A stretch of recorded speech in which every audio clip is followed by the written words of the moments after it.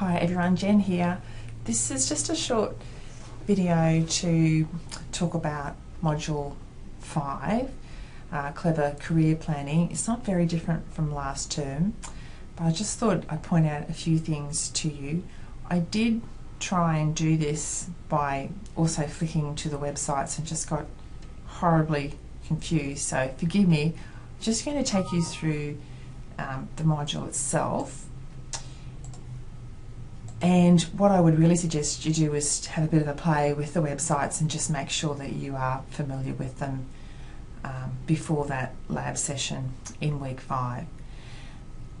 So this is a bit quick and dirty, but hopefully it will be of some help to you. So the module looks a little different, but it isn't very different. It's mainly cosmetic, and I tried to format it so that it didn't take up so many pages for the students who do want to print it out. So the changes are fairly minor, but perhaps it wouldn't hurt to just remind you about a couple of things. Basically, it's still the 4 stages of career planning. That's what the module talks students through. And the 3 main websites, aside from this one here about personality, the 3 main ones are the Job Guide, the My Future site, and the Jobs Outlook site. So those are the 3 main ones.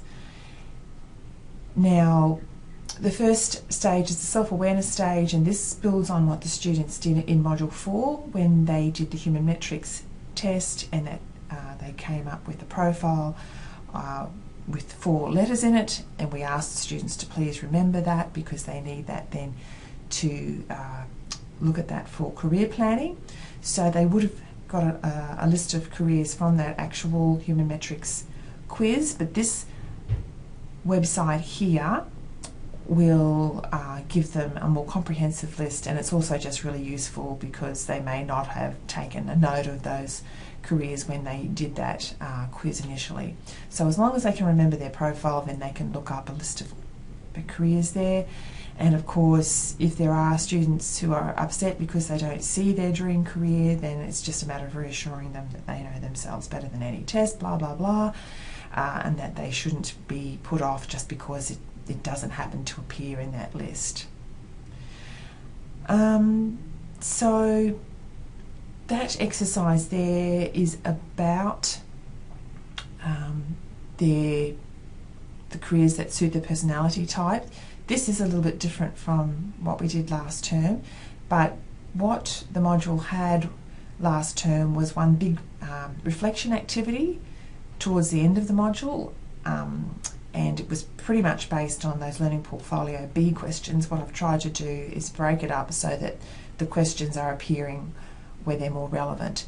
So that there is really straight from Learning Portfolio B. How have these findings challenged or confirmed your previous ideas on possible careers? So probably won't have time to answer that in the lab session, but you could point that out to them. So after that, then they go to the 7 types of work, and this is from the Job Guide, and a lot of it is duplicated in their actual study guide module. So those are the 7 types of work. They can read about those on the site.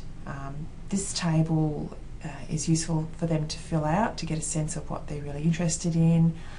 And they are asked, in their Learning Portfolio questions, they are asked which types of work, which of the 7 types of work are you most interested in and why. Again, you could point that out to the students, but they won't actually be doing it in the lab session. They could do the table though, but there would be time for that at least.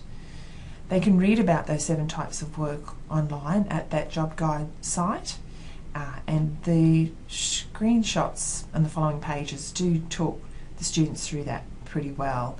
So they go to that link called Building Your Career, and then from there they go to the jobs chart link, which will take them to the broad categories of those 7 types of work. So then they can click on, for example, nature or recreation. It will give them a heap of information about different skill levels, and this table here will appear.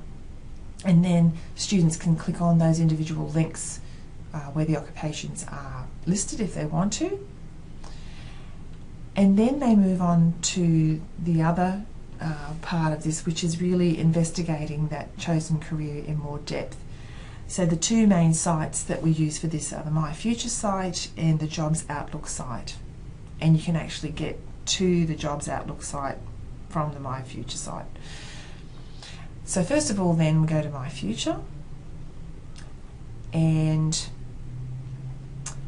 the suggestion here is that they go to this link here. Can't quite remember what it's called, but it's the one directly under the search for an occupation or something under that link there. And then the suggestion is that they browse by alphabetical list, and just to be aware that they might have to be a little bit creative with what they call their careers. So they may want to be a teacher, but it may be that the student has to click under E for education or educator. So they may have to play around a bit with what they actually search for. So they go to that list there. And from that site then, if they click on a particular career, for example, accountant, and this is a screenshot from that for that career, gives them a whole heap of information about personal requirements, study, duties and tasks. And what the students should be doing when they go to the My Future site and the Jobs Outlook site is they should be investigating at least one particular career, because that's what they'll report on in their learning portfolio. So we should be encouraging students to take notes to reinforce that they will actually have to report back in their portfolios on what they found about at least one career. And then from that My Future site, they can go to the Job Outlook site, or they can click on that separately, go to that site directly. And the way you get to it from the My Future site is to click under the is this occupation in demand. So that was the page that was describing everything about a particular job. This one's accountant. And then if you were to click on that link there, it would take you to the Jobs Outlook site.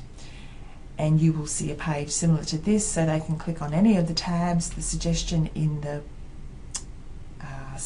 study guide is that they go to statistics, and then it talks them through the different things that they can find out about that particular career. So then there's a question here which again is very similar to what's in the Learning Portfolio B. So you have explored your career or careers of choice. What did you find out? Did those findings confirm or challenge what you already understood about this career? So again, they wouldn't have time to necessarily write about that in class, but you could point that out to them. So those are the three main, those are the main careers websites that we go to: the Job Guide, My Future and the Jobs Outlook. And then the rest of it is about how they would go about planning their program of study, and this is mainly from the Student Handbook, and I'm sure you all know how to find that online from the home page.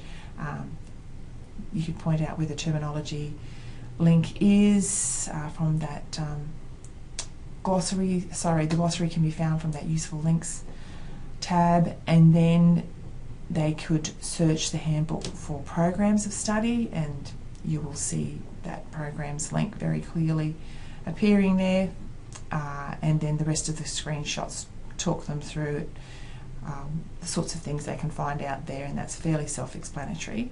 And not all the students will be quite up to looking at particular programs, but some of them will be, and it's just good for them to know where they can find this later on anyway. So that's the basic stages covered there. This optional activity asks students to create a profile at that My Future website. This used to be something that was an integral part of the module, and then it was taken out because the careers person here at Noosa, Julie Holmes, suggested that it was really quite comprehensive, and to do that profiling properly really takes quite a long time, so not very suitable for that one lab session that we have. But if students felt that they really were still floundering and that going through those other websites didn't help them, that they really felt that they still wanted more guidance, then you could suggest that they created that profile at the My Future site, and those pages in the study guide will talk them through how to do that. And then it's just a reminder about this discussion forum, which will be monitored by someone from the careers team for weeks 5, 6 and 7, and then a reminder about the Learning Portfolio B and the relevant questions there. So look, I hope that's of some use to you. If you do have any questions, just give a yell, and I hope that it all goes well for your lab session in week 5. Thanks everyone.